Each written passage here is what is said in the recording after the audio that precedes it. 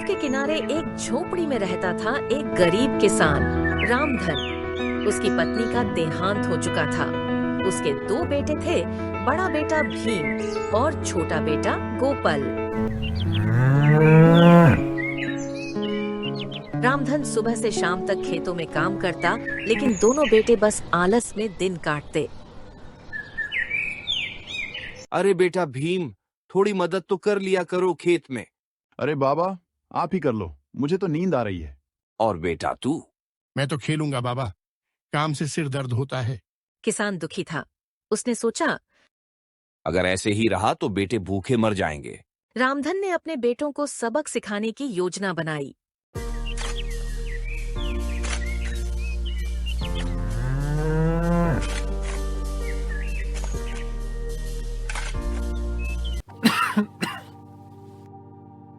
दिन गुजरते गए। मेहनत और उम्र ने किसान रामधन को बीमार कर दिया। हे भगवान, अब मेरी ताकत जवाब दे रही है। ये दोनों भी अगर ऐसे ही आलसी रहें तो भविष्य अंधकारमय होगा। रामधन ने अपने बेटों को सबक सिखाने की योजना बनाई।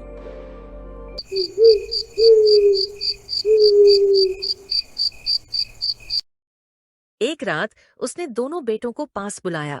बेटा सुनो, मैंने अपनी जिंदगी भर की कमाई खेत में दबा दी है। वहां खजाना छुपा है। खजाना? हाँ, पर याद रखना, वही पाएगा जो खेत को खोदकर मेहनत करेगा।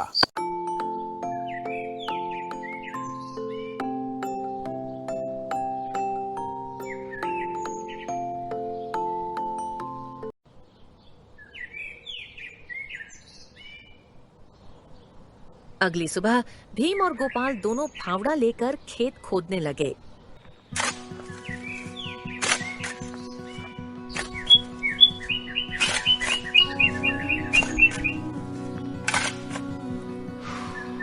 अरे, यहाँ तो मिट्टी ही मिट्टी है।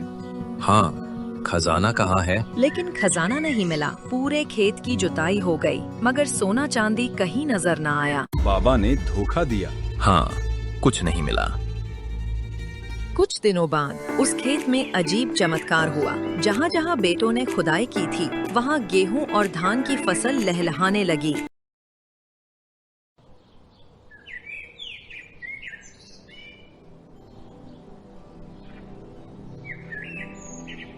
अरे वाह, इतनी अच्छी फसल। यही है असली खजाना मेरे बेटों। असली खजाना? हाँ, मेहनत ही असली खजाना है। मेहनत करोगे तो खेत सोना उगलेगा। बेटों को समझ आ गया। उन्होंने अपने पिता से माफी मांगी और मेहनत से खेती करने लगे। बाबा, हमें माफ कर दो। अब हम आलसी नहीं रहेंगे। हम आपके साथ खेत संभालेंगे। यही तो मैं चाहता था। बेटा, याद रखना, मेहनत से बड़ा कोई धन नहीं। धीरे धीरे खेतों से भरपूर अनाज मिलने लगा। उनका घर सुखी हो गया। भीम और गोपाल मेहनती किसान बने और पिता रामधन चैन से जीने लगे।